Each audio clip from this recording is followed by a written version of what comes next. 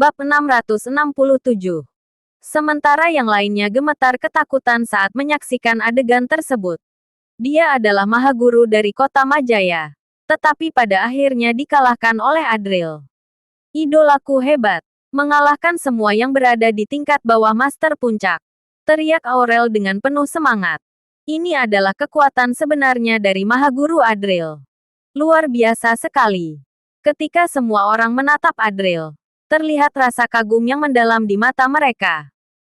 Adril mengalahkan semua yang berada di bawah tingkat Master Puncak. Perkataan tersebut sudah lama beredar di kota Silas. Awalnya hanya pujian untuk Adril. Tetapi sekarang semua orang mengakui perkataan tersebut. Dalam tingkatan Mahaguru, Adril tidak memiliki lawan. Dan sekarang Jerry berkeringat dingin.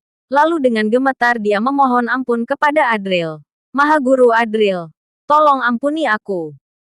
Aku bersedia menjadi pengikutmu dan membantumu membunuh Yasmin. Berani kamu. Ayah tiriku nggak akan memaafkanmu.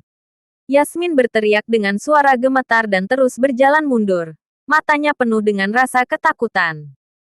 Dia tidak bisa menerima perubahan yang tiba-tiba ini. Dia lebih tidak bisa terima bahwa dia akan mati. Sialan. Guruku menginginkan ibumu. Kamu pikir kamu itu siapa? Berani sekali mengancamku. Marah Jerry. Dia sudah lama tidak suka dengan Yasmin yang bersikap sombong dan selalu merasa dirinya lebih hebat dari orang lain. Dia hanya seorang tumbal saja. Apa yang dia sombongkan? Yasmin, segera minta maaf kepada Adril. Ujar Ana. Ana merasa cemas. Karena bagaimanapun Yasmin adalah putrinya. Dia berharap Yasmin segera menyadari kenyataan dan segera minta maaf pada Adril. Benar. Segera berlutut dan bersujud minta maaf kepada Mahaguru Adril. Ujar Jerry. Jerry merasa dirinya sudah berlutut. Apa alasan Yasmin untuk tidak berlutut? Bersujud. Kepada Adril. Ujar Yasmin. Ekspresi Yasmin sangat jelek. Harga dirinya membuat dirinya tidak bisa menerima kenyataan. Yasmin berjuang dalam hatinya. Bibirnya berkatup erat dan merasa sangat tidak rela saat melihat wajah Adril yang tersenyum. Di dalam hatinya, Adril selalu menjadi sampah yang hanya bisa menjilati jari kakinya. Sekarang dirinya harus bersujud dan meminta maaf kepadanya. Yasmin tidak bisa terima. Sialan.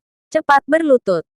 Jerry marah besar dan memaksa Yasmin untuk bersujud dan meminta maaf. Berharap bisa menyelamatkan nyawanya. Ana yang berdiri di samping meskipun tidak ingin melihat putrinya memohon belas kasihan di depan banyak orang dan dia berniat ingin memohon pada Adril. Tetapi ketika kata-kata sudah sampai di bibir, dia tidak bisa mengatakannya. Karena semua ini adalah kesalahan Yasmin sendiri. Yasmin gemetar ketakutan. Meskipun dia merasa tidak rela, tetapi dia tetap harus berlutut. Karena dilihat dari situasi sekarang, dia sudah kalah. Namun, pada saat ini Adril malah berkata dengan acuh tak acuh. Nggak perlu lagi. Karena nggak semua orang pantas berlutut di hadapanku. Orang sepertimu. Hanya melihat saja aku sudah merasa kotor. Adril tidak ingin terlibat dengan orang seperti Yasmin. Menghargai anak untuk tidak membunuh Yasmin. Merupakan kebaikan yang luar biasa yang bisa dia lakukan. Kamu. Ujar Yasmin. Yasmin sangat marah. Pandangannya terhadap Adril penuh dengan kebencian. Memalukan. Menurut Adril, dirinya bahkan tidak pantas untuk berlutut kepadanya. Apa aku menyuruhmu bicara? Ucap Adril. Lalu dia langsung menamparnya. Dia menatap mata Yasmin yang penuh dengan kebencian. Lalu berkata dengan sinis. Apa kamu nggak terima? Dibandingkan dengan perbuatanmu padaku selama 2 tahun itu, aku sudah cukup baik padamu. Kan? Apa yang buat kamu nggak terima? Pandangan Yasmin semakin marah melihat Adril. Nggak perlu sombong, aku. Lalu dia ditampar lagi oleh Adril. Dengan nada dingin Adril berkata, kenapa kamu berani mencemoohku? Apa karena kamu merasa dilindungi oleh ibumu dan merasa aku nggak akan membunuhmu? Benar, aku nggak akan membunuhmu. Karena aku berhutang budi pada ibumu. Aku berbeda denganmu. Aku nggak akan membalas budi dengan dendam. Lanjut Adril. Sedangkan kamu hanya seorang manusia bodoh. Sekarang aku sedang membantu ibumu untuk mendidikmu. Paham? Adril berkata lagi. Ana merasa sedikit tidak tega dan ingin memohon belas kasihan. Tetapi ketika melihat tatapan Yasmin, dia hanya bisa menghela nafas dalam hati dan kembali menutup mulutnya. Ini semua kesalahan Yasmin dan ada baiknya kalau memberinya sedikit pelajaran. Kenapa kamu berpura-pura jadi baik? Bukankah kamu juga ingin menghinaku? Kamu selalu ingat identitasmu sebagai putra keluarga Lavali dan selalu merasa hebat saat membantu kami. Tutur Yasmin.